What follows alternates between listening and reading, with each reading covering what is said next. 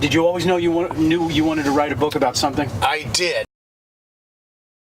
Because I was always a writer and I was always a reader. Okay. All the stuff I was doing on Nantucket was a lot of writing. I was writing things about, the future of the island. I was writing reports as a selectman. I was doing a lot of kinds of things. And then when I was in business, I was writing because I was selling, I didn't just have the retail group. I was selling wholesale to stores around the country. So all that was writing. But when I first started driving in 1980, I had an audio cassette recorder that I used to carry around with me. And at the end of the day, I'd start putting my impressions on the audio tapes. And then they just started to accumulate over time. I went back to what I had done when I was in my 20s. All right, okay. So you always recorded your thoughts? Is that what you're saying? Yeah, at the end of the day. Yes. And then sometimes I would record conversations with people. And sometimes I would record things when I was driving. These audio tapes just continued to accumulate. And finally, about 5 years ago, I had dozens and dozens and dozens of these things. I had it transcribed, and I thought, okay, time to make this into a book. And that's how it happened. Well, introduce us again to your buddy. I feel like, he's in the shot all the time. Oh, Freddie. Yeah. Freddie. And what is Freddie to you? Freddie and I are old pals from way back. Freddie's come up this weekend for Book Festival to visit. I haven't seen Freddie I saw you in Wilmington about 10 years ago, remember? Right. And prior to that, I was on... 10 years? Oh. So I met Freddie. He came into the store. Remember I had the Wolfhound store on Main Street before I had the sure I do. Sure I do. Yep.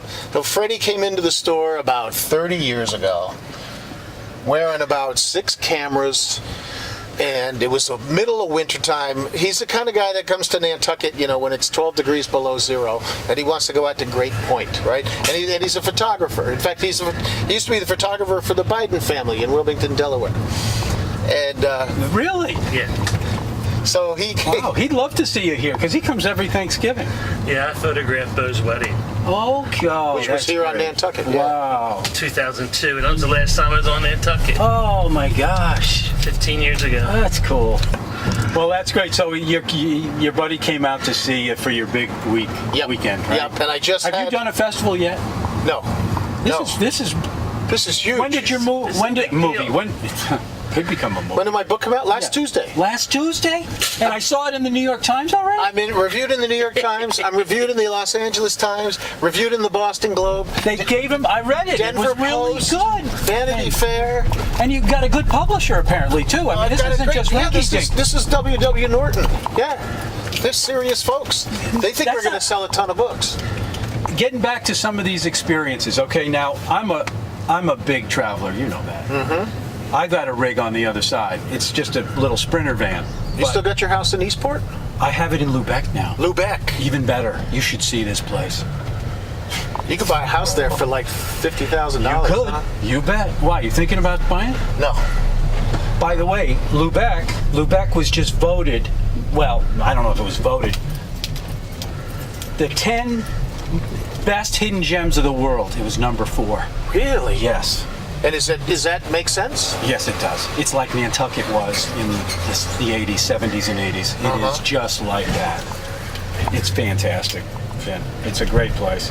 Anyway, the point I was going to make was that I stay with truckers. I never go to hotels. I've got this little mini house on wheels. And I always stay at truck stops because the truckers are it's so safe.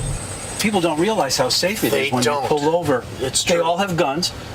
They do all have guns. So why would I? I don't have a gun. It's illegal for them to have guns, but they all have them anyway. Yeah. Oh, I know they got them. Yeah, because they're all talking about it at the coffee counter. Yeah, really? About what they're packing. Yeah. Now, there's so much I want to talk to you about. There's Morton Riva's old house. I know. I did a show with them right before they passed away. Like as they were selling it, I went in and we did a tour. They were terrific. Did they pass away within 10 minutes of each other? They were pretty much 2 weeks or something like that. Yeah. That's great. They're some of my favorite people. I know it. They were terrific. Getting back to the road and the romance, it's not romantic though, is it? No. And that's part of the book too. Okay. It's not romantic, it's work. It's hard work. And hard work? Well, I mean, driving? a Just mover is hard work. Well, yeah, you mean. I load and unload the truck. Okay, yeah. okay, that's hard. That's hard work. Driving's not that hard. It's not hard work, Right. but it's tedious, Yeah. which can be hard work, right? Right. So that's one of the things. So when you talk about the on the road myth, right? This is an American cultural ethos. And it's totally romanticized. And a 3,000 mile slog from New Jersey to San Diego isn't that romantic. It is a slog. And if you do it a lot, then there's really no romance at all. So that was one of the things I wanted to try to debunk in my book, is to give a realistic idea of what it's like to be out there. Warts and all. And not to say that I don't, one of the great things about doing what I do is I get to see wonderful places in the United States. And because I'm a mover, not a freight hauler, so I don't go from terminal to terminal. I don't spend all my time on the interstates. I go where the moves go, which means I go into towns, I go into communities, I go into different places. Right. So I get to see a lot of different stuff. You know what I forgot, Gina? The roads are really little around here. Yeah, they certainly are. That's why I got this little rig now. It's much better this way. I think what people don't necessarily see, is how the small towns, Main Street America has been hollowed out and disappeared. Totally. And all the commercial development is on the fringes now, and it's all the big boxes, right? The local merchants are gone. Yep.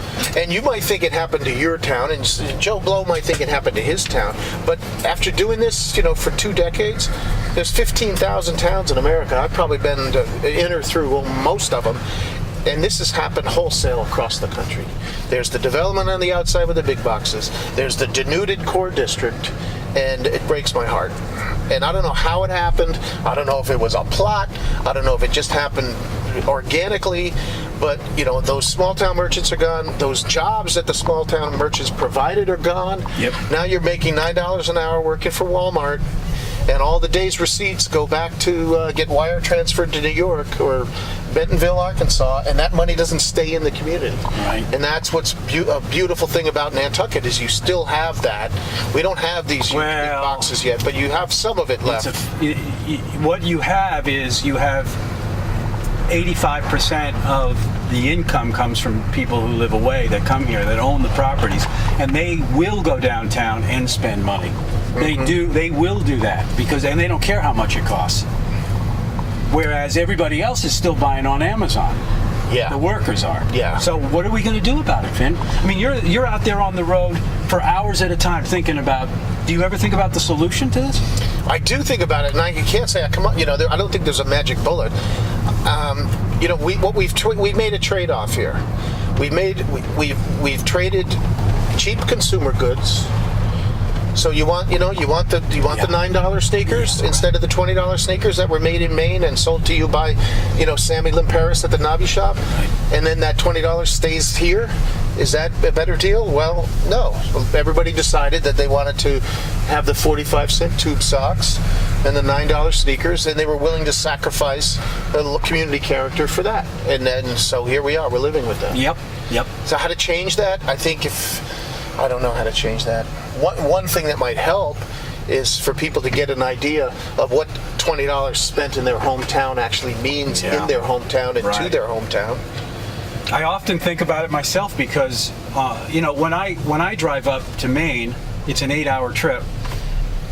What I notice is that a lot of old houses that were once incredible are just falling apart. Mm-hmm. They don't have the money to heat them anymore. Exactly. It's too expensive to heat them. They're too big. So it makes me wonder what kind of a society that it was in the 1920s or 30s or 10s when those houses were being built. Was the middle class 10 times bigger than it is now? Because it looks like it. Because you've got, not only have all those big houses, you have streets and streets and streets of those big houses. Right. Everybody was apparently doing okay. And now, like Lubeck or, down East Maine is some of the poorest places in the United States. Yes, it is. I've been to Van Buren, and, the annual income there is like $12,000 a year. And as you say, there's all these old houses falling apart. Yep. So what happened to those jobs? What happened to that middle class? Right. Yeah. Right. I think I know what happened. So what? I think the jobs. What? The jobs went to Bentonville, Arkansas. Yeah, it's going to these big box companies. Yeah. That are run by these guys in New York and Yeah. other places. Yep. And then they make more money, and everybody else makes less, and then they come and buy a big house on Nantucket. You got it. So it sounds like the casino's rigged in favor of the casino. Is that right? It does. It's starting to look that way. All right. Well, so why should people read the book and get now you can sell the book? So a lot of the book is about work. It's about manual work. It's about how manual work can be a worthy occupation. It's about a little bit about how manual work has been devalued in our society, which is another great thing about Nantucket, by the way. In the wintertime in Nantucket, somebody's painting houses, right? Somebody's banging nails, somebody's putting up shingles, somebody's working at the Stop and Shop. Nobody looks down on anybody on Nantucket for the kind of work that they do. And that's something that I hope we hold on to forever. And that's great, Yes. because a person's value is measured by the person and their character. Out there, though, you see people looking down on these. Yes. You do. Yeah, for sure. And do you feel as a truck driver that you're looked down on? Yes, especially with the people that I move. Oh, interesting. So I go into a house. I have a crew with me, I have different crews all over the country. My crews, it's just like landscaping or house cleaning, moving. It's all immigrants, all hardworking immigrants. I see. And we are disparaged, routinely, and I don't understand it, because if your stuff is important to you, and for the people I work for, it's disproportionately important to them, then the one person you really want to be nice to, or the one group of people, is the people that have all the stuff that you value, because you want us to take care of it. Yeah. And right. so it doesn't even compute about why you would, treat somebody like that, as chattel. Do you have to remind people sometimes to? I don't. Okay. I don't. I don't get into it. These moves, that I do. It's just you accept it. They cost $60,000-$70,000. These moves. They just hire the monkeys to put it into the truck. Right. That's not. I don't make that my problem. Some of my workers make it their problem. Do you think that this is a pattern that has been accentuated in some way as the economy has changed and our country has become a little more divided for other reasons? And Well, I don't know. I try don't to either. understand, because So I am always I. remember Nantucket as being the place. The thing that I loved about Nantucket was the rich guy and the worker would sit on the bench together, and you wouldn't even know he had money. Exactly. So what happened to that? I don't know. Let me ask you. Let's answer that by asking. Let me ask you a question. If manual work or any kind of work in order to support your family, pay your rent, pay your bills, if that work in today's America has been devalued, which I believe it has, but it hasn't been devalued in a place like Nantucket, where somebody still looks at you by your character, not by your work. What does Nantucket have that they don't have on the mainland?